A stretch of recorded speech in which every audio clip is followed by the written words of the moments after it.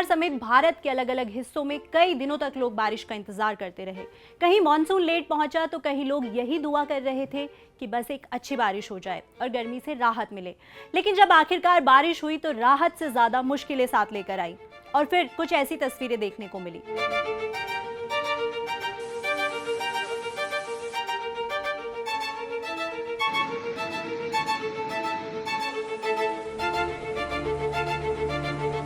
कहीं सड़कें नदी बन गई, कहीं गाड़ियां पानी में फंस गई, कहीं ऑफिस जाने वाले लोग घंटों ट्रैफिक में फंसे रहे।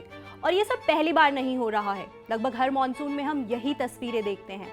आज के वीडियो में विस्तार से समझेंगे कि आखिर हर मॉनसून में हमारे शहर क्यों डूब जाते हैं, इसके पीछे की असली वजह क्या है और इतने सालों बाद भी हालात क्यों नहीं बदल रहे। साथ ही जानेंगे कि इस समस्या के लिए जिम्मेदार कौन है, क्या इसका कोई स्थायी समाधान संभव है और ऐसे हालात में आम लोग अपनी सुरक्षा के लिए क्या कर सकते हैं। हाय, मैं हूं प्रगति और आप देख रहे हैं जिस्ट। सबसे पहले बात करते हैं मौजूदा हालात की। इस वक्त दिल्ली एनसीआर में लगातार भारी बारिश का अलर्ट जारी है। कई इलाकों में जलभराव की वजह से सामान्य जनजीवन प्रभावित हुआ है। गुरुग्राम में स्थिति इतनी खराब हो गई कि पुलिस को कई प्राइवेट कंपनीज में कर्मचारियों के लिए वर्क फ्रॉम होम की अपील करनी पड़ी ताकि ट्रैफिक का दबाव कम किया जा सके। उधर मुंबई में भी भारी बारिश और हाई टाइड ने मुश्किलें बढ़ा दी है। शहर के कई हिस्सों में पानी भर गया, लोकल ट्रेन सेवाओं पर असर पड़ा, सड़कों पर लंबा ट्रैफिक जाम लगा और लोगों की रोजमर्रा की जिंदगी एक बार फिर से थम गई। अब इन तीनों शहरों के हालात अलग अलग जरूर दिखते हैं, लेकिन इनकी समस्या लगभग एक जैसी है। आखिर ऐसा क्या है कि हर साल बारिश शुरू होते ही हमारे शहरों की प्लानिंग फेल होती नजर आती है? इसकी वजह सिर्फ ज्यादा बारिश होना नहीं है, क्योंकि अगर सिर्फ बारिश ही वजह होती तो दुनिया के हर बड़े शहर का यही हाल होता। तो सवाल ये नहीं है कि कितनी बारिश हुई, बल्कि ये है कि हमारा शहर उस बारिश को संभालने के लिए कितना तैयार था। किसी भी शहर में बारिश का पानी अपने आप गायब नहीं होता, उसे बाहर निकालने के लिए एक पूरा ड्रेनेज सिस्टम होता है। आसान भाषा में कहे तो ये शहर की अंडरग्राउंड प्लम्बिंग है। जैसे आपके घर का ड्रेन चोक हो जाए तो पानी बाथरूम में भरने लगता है, ठीक उसी तरह अगर शहर का ड्रेनेज सिस्टम ठीक से काम न करे तो बारिश का पानी सड़कों पर जमा होने लगता है। लेकिन यहाँ एक और सवाल आता है, अगर ड्रेनेज सिस्टम है तो फिर हर साल यही हाल क्यों होता है? दरअसल हमारे ज्यादातर बड़े शहरों का ड्रेनेज नेटवर्क आज भी जरूरतों के हिसाब से बना ही नहीं है। जब ये सिस्टम तैयार किए गए थे तब आबादी कम थी, शहर छोटे थे और इतनी तेज बारिश भी आम बात नहीं थी। लेकिन पिछले कुछ दशकों में शहर तेजी से फैलते गए, नई कॉलोनीज बन गई, फ्लाईओवर्स बन गए, मॉल्स और हाई राइज बिल्डिंग्स खड़ी हो गई, लेकिन ड्रेनेज सिस्टम उसी रफ्तार से अपग्रेड नहीं हुआ। यही वजह है कि आज कुछ घंटों की तेज बारिश भी सिस्टम पर इतना दबाव डाल देती है कि वो पानी को बाहर निकाल ही नहीं पाता। लेकिन सिर्फ पुराने ड्रेन्स को इसकी वजह मान लेना भी सही नहीं होगा। अब आप सोचिए, जहां आज बड़ी बड़ी बिल्डिंग्स और पार्किंग्स बनी हुई है, वहां कभी खाली जमीन, तालाब, झीलें और वेटलैंड्स हुआ करते थे। पहले बारिश का काफी पानी मिट्टी अपने अंदर सोख लेती थी, लेकिन अब हर तरफ कंक्रीट है। सड़कें कंक्रीट की, पार्किंग कंक्रीट की, फुटपाथ कंक्रीट के। ऐसे में पानी जमीन के अंदर जाने की बजाय सीधे सड़कों पर बहता है और कुछ ही मिनटों में पूरा ड्रेनेज सिस्टम ओवरलोड हो जाता है। इसके बाद आती है एक और बड़ी समस्या, एनक्रोचमेंट। कई शहरों में प्राकृतिक नालों को छोटा कर दिया गया, कुछ जगह पर निर्माण हो गया, कई जगह पानी के पुराने रास्ते ही खत्म कर दिए गए। लेकिन पानी किसी नक्शे या मास्टर प्लान को नहीं मानता, उसे जहां रास्ता मिलेगा वो वहीं से निकलेगा। और जब उसका प्राकृतिक रास्ता बंद हो जाता है तो वही पानी हमारी सड़कों, कॉलोनीज और बाजारों में फैलने लगता है। इसके अलावा एक वजह ऐसी भी है जिसके लिए सिर्फ सरकार नहीं, हम भी जिम्मेदार हैं, गार्बेज। हर साल मॉनसून से पहले नगर निगम ड्रेन्स की सफाई और डिसिल्टिंग यानी मिट्टी निकालने पर करोड़ों रुपए खर्च करते हैं। लेकिन अगर कुछ ही दिनों बाद उन्हीं ड्रेन्स में प्लास्टिक, पॉलिथीन, बॉटल्स और कंस्ट्रक्शन डिब्री भर जाए तो पूरा सिस्टम फिर से जाम हो जाता है। यानी जिस रास्ते से पानी बाहर निकलना था वही रास्ता बंद हो जाता है। और इन सब के ऊपर पिछले कुछ सालों में एक नई चुनौती भी जुड़ गई, क्लाइमेट चेंज।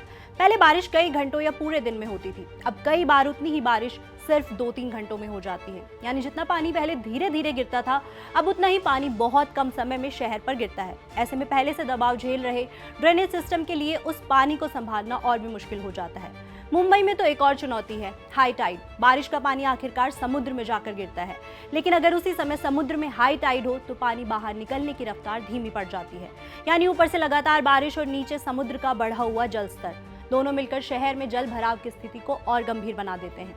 यानी वजह सिर्फ बारिश नहीं है, असली समस्या कई सालों से जमा होती आ रही उन कमियों की है जो हर मॉनसून के साथ एक बार फिर हमारे सामने आ जाती है।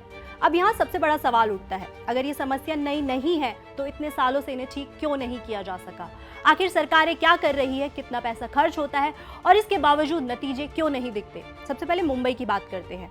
2005 की विनाशकारी बाढ़ के बाद बीएमसी ने प्रिम्स टोवर्ड यानी Brihanmumbai storm water disposable system project शुरू किया। इसका मकसद था पूरे स्टॉर्म वाटर ड्रेनेज सिस्टम को अपग्रेड करना, बड़े ड्रेन्स बनाना, पंपिंग स्टेशंस लगाना और शहर को पहले से ज्यादा बारिश के लिए तैयार करना। इसके अलावा हर साल मॉनसून से पहले ड्रेन्स की सफाई, डिसिल्टिंग और फ्लड प्रिपेयरनेस पर भी करोड़ों रुपए खर्च किए गए। दरअसल बीएमसी कोई छोटी म्युनिसिपल बॉडी नहीं है, इसे सिर्फ भारत ही नहीं बल्कि एशिया की सबसे अमीर म्युनिसिपल कॉर्पोरेशन में गिना जाता है। 2025-26 में बीएमसी का कुल बजट करीब 74 करोड़ रुपए था और सिर्फ स्टॉर्म वाटर ड्रेन्स डिपार्टमेंट के लिए 1100 करोड़ से ज्यादा का प्रावधान किया गया था। यानी पहली नजर में देखें तो ऐसा नहीं लगता कि पैसे की कमी है। फिर सवाल वही, इतना पैसा खर्च होने के बावजूद हर साल शहर पानी में क्यों डूब जाता है? एक्सपर्ट्स कहते हैं कि इसकी वजह सिर्फ एक नहीं है, कई प्रोजेक्ट समय पर पूरे नहीं हो पाते, कई जगह ड्रेनेज नेटवर्क अपग्रेड हुआ लेकिन पूरा शहर अभी भी पुराने सिस्टम पर निर्भर है। हर साल डिसिल्टिंग तो होती है लेकिन अगर कुछ ही दिनों बाद ड्रेन्स दोबारा कचरे से भर जाए तो उसका असर भी सीमित रह जाता है। ऊपर से शहर लगातार फैल रहा है, नई बिल्डिंग्स बन रही है लेकिन ड्रेनेज इंफ्रास्ट्रक्चर उसी रफ्तार से नहीं बढ़ पा रहे। दिल्ली की कहानी थोड़ी अलग है। यहाँ सबसे बड़ी चुनौती सिर्फ इंफ्रास्ट्रक्चर नहीं बल्कि कोऑर्डिनेशन है। कहीं एमसीडी ड्रेन्स देखती है, कहीं पीडब्ल्यूडी, कहीं दिल्ली जल बोर्ड, तो कहीं irrigation and flood control department. यानी ड्रेनेज का पूरा सिस्टम कई एजेंसीज में बटा हुआ है। एक्सपर्ट्स का मानना है कि यही वजह है कि कई बार जवाबदेही तय करना मुश्किल हो जाता है। दिल्ली सरकार ने भी माना है कि मौजूदा ड्रेनेज नेटवर्क अब शहर की जरूरतों के हिसाब से पर्याप्त नहीं है। इसी वजह से एक नए ड्रेनेज मास्टर प्लान पर काम किया जा रहा है, जिसकी एस्टिमेटेड लागत करीब 57,000 करोड़ बताई गई है। इस प्लान का मकसद सिर्फ नए ड्रेन्स बनाना नहीं बल्कि पूरे ड्रेनेज नेटवर्क को बदलते मौसम और बढ़ते अर्बनाइजेशन के हिसाब से तैयार करना है। गुरुग्राम की तस्वीर भी बहुत अलग नहीं है। पिछले कुछ सालों में जीएमडीए ने नए ड्रेन्स बनाने, पंपिंग स्टेशन लगाने और ड्रेनेज नेटवर्क को बेहतर करने के लिए कई प्रोजेक्ट शुरू किए थे।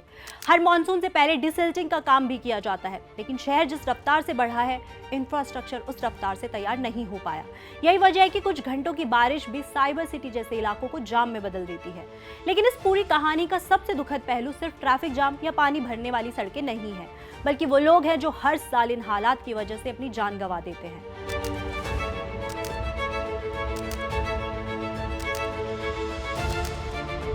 हर मॉनसून में देश के अलग अलग हिस्सों से ऐसी खबरें सामने आती है, जहां कोई खुले मैनहोल में गिर जाता है, किसी की करंट लगने से मौत हो जाती है, कहीं सड़क धंस जाती है, कहीं दीवार या पेड़ गिर जाते हैं, तो कहीं गड्ढों की वजह से सड़क हादसे हो जाते हैं। यानी बारिश अपने आप लोगों की जान नहीं लेती, लेकिन खराब इंफ्रास्ट्रक्चर और लापरवाही उसे जानलेवा जरूर बना देते हैं। मुंबई और दिल्ली जैसे शहरों में लगभग हर साल इलेक्ट्रोक्यूशन, ड्राउनिंग, बिल्डिंग कोलैप्स, पेड़ गिरने और पोर्टहोल्स से जुड़े हादसे दर्ज किए गए। हर साल कई परिवार ऐसे हादसों में किसी अपने को खो देते हैं और दुख की बात यह है कि इनमें से कई मौतें ऐसी होती है जिन्हें बेहतर प्लानिंग और समय पर मेंटेनेंस से रोका जा सकता था। यहीं पर सबसे बड़ा सवाल खड़ा होता है, इसका जिम्मेदार कौन है? क्या इसके लिए सिर्फ म्युनिसिपल कॉर्पोरेशन जिम्मेदार है? क्या स्टेट गवर्नमेंट की जिम्मेदारी बनती है या फिर अलग अलग डिपार्टमेंट्स, बिल्डर्स और प्लानिंग एजेंसीज की भी जवाबदेही तय होनी चाहिए? सच ये है कि जवाब किसी एक के पास नहीं है, लेकिन जिम्मेदारी बटी होने का मतलब ये नहीं कि जवाबदेही भी खत्म हो जाए। जब टैक्स पेयर्स के पैसे से हर साल ड्रेनेज, फ्लड कंट्रोल्स और मेंटेनेंस पर करोड़ों रुपए खर्च किए जाते हैं, तो लोगों को ये पूछने का पूरा हक है कि उसके बावजूद हालात क्यों नहीं बदल रहे। अब सवाल ये है कि क्या इसका कोई स्थायी समाधान है या हमें हर साल यही सब देखने की आदत डाल लेनी चाहिए? एक्सपर्ट्स कहते हैं कि समाधान है, लेकिन उसके लिए सिर्फ बड़े बड़े वादे नहीं बल्कि लंबे समय की प्लानिंग चाहिए। सबसे पहले शहरों के ड्रेनेज सिस्टम को आज की जरूरतों के हिसाब से अपग्रेड करना होगा। जहां जरूरत हो वहां पुराने स्टॉर्म वाटर ड्रेन्स को बड़ा करना होगा और उनका नियमित मेंटेनेंस सिर्फ मानसून से पहले नहीं बल्कि पूरे साल करना होगा। इसके साथ साथ शहरों में बची लेक्स, वेटलैंड्स और नेचुरल वाटर चैनल्स को बचाना भी उतना ही जरूरी है, क्योंकि ये जगहें प्राकृतिक स्पॉन्ज की तरह काम करती है और बारिश का काफी पानी अपने अंदर रोक लेती है। अगर इन्हें खत्म करके सिर्फ कंक्रीट बिछाया जाएगा तो हर साल पानी के पास सड़कों पर आने के अलावा दूसरा रास्ता नहीं बचेगा। दुनिया के कई शहर अब स्पॉन्ज सिटी मॉडल पर काम कर रहे हैं। चीन के वुहान और शंघाई जैसे शहरों में इस मॉडल पर बड़े स्तर पर काम हुआ है। वहीं सिंगापुर ने रेन वाटर हार्वेस्टिंग रिजर्वॉयर्स और ग्रीन इंफ्रास्ट्रक्चर की मदद से बारिश के पानी को एक रिसोर्स की तरह इस्तेमाल करना शुरू किया है। नीदरलैंड्स ने वाटर प्लाजाज और क्लाइमेट रेजिलिएंट इंफ्रास्ट्रक्चर तैयार किया है ताकि भारी बारिश के दौरान पानी को सुरक्षित तरीके से संभाला जा सके। इसका मतलब है कि अलग अलग देशों में शहरों को इस तरह डिजाइन किया जा रहा है कि बारिश का ज्यादा से ज्यादा पानी जमीन के अंदर जा सके। Permeable footpaths, rain gardens, urban forest, restored lakes और स्मार्ट ड्रेनेज सिस्टम्स जैसे सोल्यूशन इसी सोच का हिस्सा है। लेकिन सिर्फ सरकारों से उम्मीद करना भी काफी नहीं है, आम लोगों की भी इसमें बड़ी भूमिका है। अगर आपके इलाके में ड्रेन्स चोक है तो उसकी शिकायत दर्ज कराइए। अगर हर साल एक ही जगह पानी भरता है तो सिर्फ सोशल मीडिया पर वीडियो डालकर आगे मत बढ़िए। अपने एमएलए या संबंधित डिपार्टमेंट से जवाब मांगिए, आरटीआई का इस्तेमाल कीजिए, पब्लिक ग्रीवेंस दर्ज कराइए और स्थानीय बैठकों में हिस्सा लीजिए, क्योंकि जवाबदेही तभी तय होगी जब सवाल लगातार पूछे जाएंगे। और सबसे जरूरी बात, अगर बाहर पानी भरा हो तो उसकी गहराई का अंदाजा लगाए बिना उसमें उतरने की गलती बिल्कुल मत करिए। इलेक्ट्रिक पोल्स, टूटे हुए तार और खुले मैनहोल ऐसे समय में सबसे बड़ा खतरा बन सकते हैं। अगर पानी घर के अंदर आने लगे तो सबसे पहले बिजली का मेन स्विच बंद करें और आईएमडी व स्थानीय प्रशासन की एडवाइजरीज को नजरअंदाज ना करें। बारिश हर साल होगी, शायद आने वाले समय में पहले से ज्यादा तेज भी होगी, लेकिन सवाल बारिश का नहीं है। सवाल ये है कि क्या हमारे शहर बदलते मौसम के लिए खुद को बदल पाएंगे, या फिर अगले मॉनसून में हम एक बार फिर यही तस्वीरें देखेंगे और फिर वही सवाल पूछेंगे, इतने करोड़ रुपए खर्च होने के बावजूद आखिर हमारे शहर हर साल डूब क्यों जाते हैं। आप इस मुद्दे पर क्या राय रखते हैं, हमें कमेंट करके जरूर बताएं। देश दुनिया और आपसे जुड़ी हर खबर के लिए देखते रहे जस्ट।